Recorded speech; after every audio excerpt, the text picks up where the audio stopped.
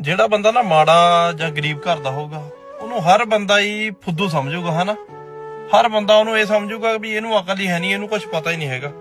ਜਿਹੜਾ ਬੰਦਾ ਨਾ ਅਕਸਰ ਘਰੋਂ ਗਰੀਬ ਹੋਵੇ ਤੇ ਉਹ ਬੰਦੇ ਵਰਗੀ ਯਾਰੀ ਕੋਈ ਨਿਭਾ ਨਹੀਂ ਸਕਦਾ। ਇਹ ਗੱਲ ਆਪਣੇ ਦਿਮਾਗ 'ਚ ਰੱਖਿਓ ਹਮੇਸ਼ਾ।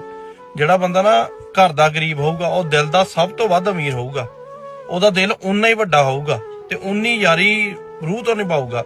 ਤੇ ਜਿਹੜੇ ਬੰਦੇ ਕੋਲ ਸਾਰਾ ਕੁਝ ਹੁੰਦਾ ਨਾ ਉਹਦਾ ਦਿਲ ਵੀ ਇੰਨਾ ਕੀ ਹੁੰਦਾ। ਇਹ ਵੀ ਗੱਲ ਦੇਖੀ ਹੋਈ ਆ ਤੇ ਸਿਆਣਿਆਂ ਨੇ ਕਹੀ ਹੋਈ ਆ।